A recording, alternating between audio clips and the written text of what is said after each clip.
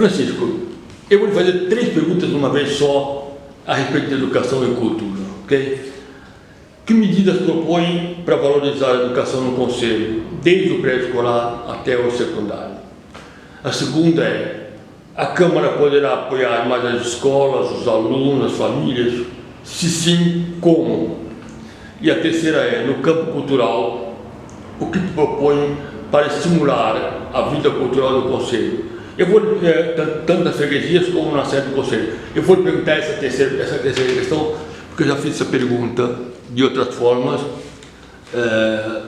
para o Raul Almeida, para o Arthur Fresco, e agora cumpre-me também perguntar, e também perguntei a um outro candidato à Câmara Municipal, que é o Augusto do Chega, e vou perguntar para si também, nesse sentido, não considera que a parte sul do Conselho, por exemplo, é muito, não digo discriminada, mas a nível cultural, por exemplo, fazer, eu dou apenas um exemplo, uma ideia, ok? E não sei se concorda com o que eu vou falar ou não, mas, por exemplo, nas festas de São Tomé, por exemplo, fazer uma espécie de uma, levar um bocadinho, alguma coisa para a lentisqueira, para o arneiro, o ramalheiro, não sei se consigo fazer entender. A ideia era descentralizar um bocadinho a cultura. O que lhe parece?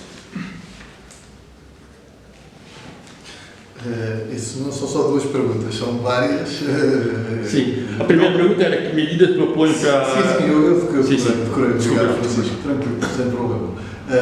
Estou a dizer é que não são só 2 perguntas, fizeste 3 perguntas de base, iniciais, e depois fizeste mais algumas. Não serão só 2 áreas, estão aí várias áreas misturadas, mas que são todas importantes e ainda por cima todas fazem sentido trabalhando-as de forma una e coesa, isso sem dúvida. A base da educação.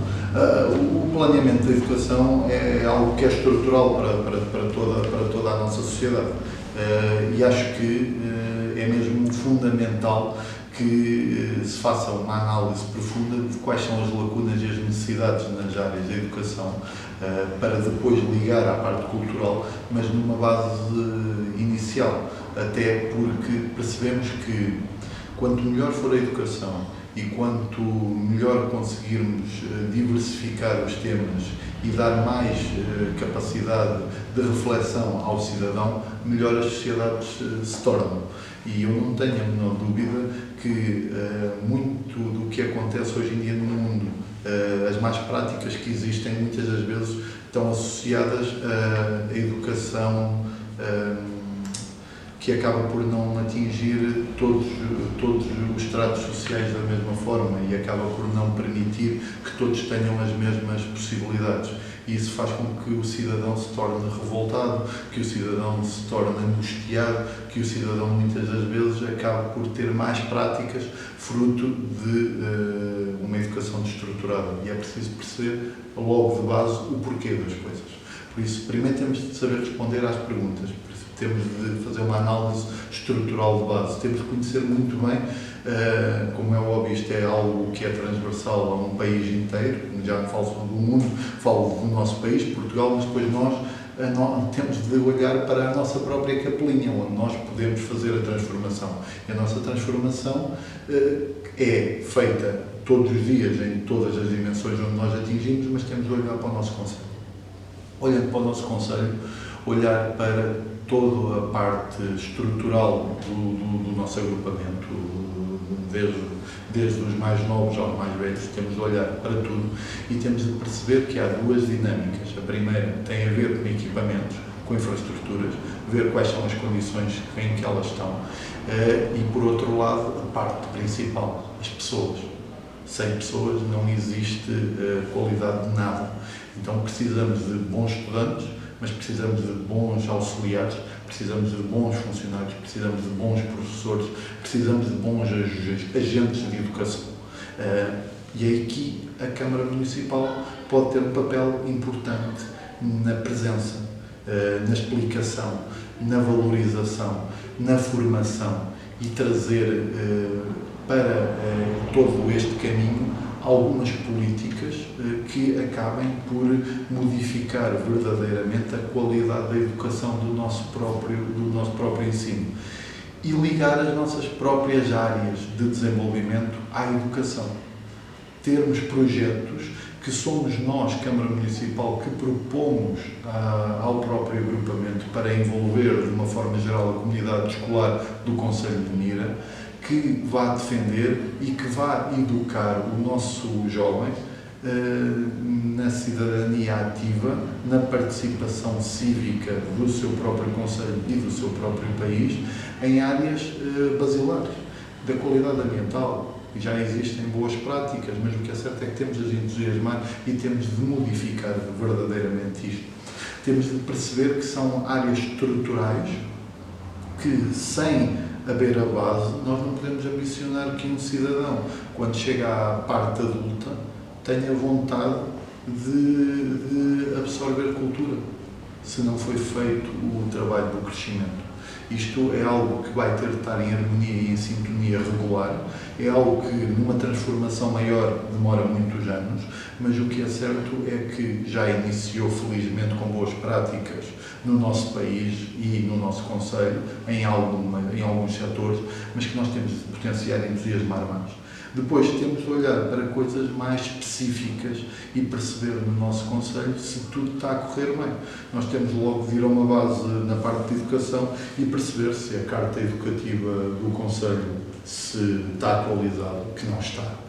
Se não é preciso fazer logo aqui uma análise profunda sobre tudo o que deveria lá estar contigo, porque é preciso fazer essa análise e é preciso criar esses documentos e é preciso atualizá-los, porque eles realmente não estão de forma correta no dia de hoje.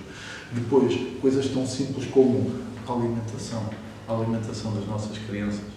Será que neste momento podemos estar descansados que no Concelho a alimentação a que é dada é a melhor de todas? Eu não digo que ela seja péssima, não estou a fazer nenhuma crítica a quem já faz o trabalho que faz. Eu tenho a certeza absoluta que ela pode ser melhorada. Eu tenho a certeza absoluta é que os nossos jovens merecem outro tipo de investimento para que a sua própria saúde, que alimenta, nós somos muito o que comemos.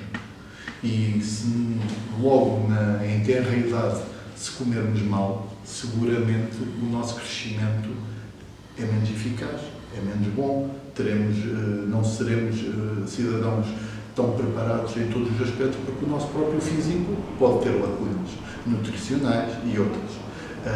Por isso, até na questão alimentar, nós temos de ir à base da questão. Temos de perceber se realmente isso não é uma peça basilar e importantíssima na educação dos nossos jovens.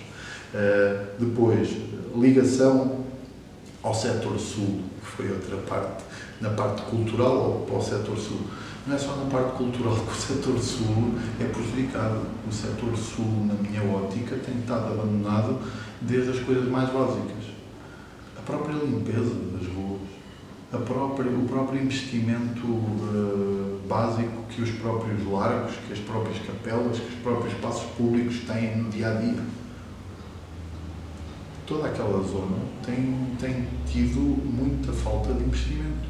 Se nós formos entre o Casal de São Tomé e o Arneiro, Casal de São Tomé, Carro Meu, a seguir a Ermida, Corujeira, Cavadas, Comial, Lentesqueira, o Ramalheiro, os Leitões, o Arneiro, o Cabeça Rodão Pequeno, o Cantito, se nós formos a todos estes espaços, maioritariamente eles não têm o mínimo, não são cuidados, não são mantidos, como eu costumo dizer, às vezes já nem as ervas se cortam. É preciso envolver as pessoas, é preciso maior cidadania, é preciso maior participação ativa de cada cidadão. É, seguramente que é.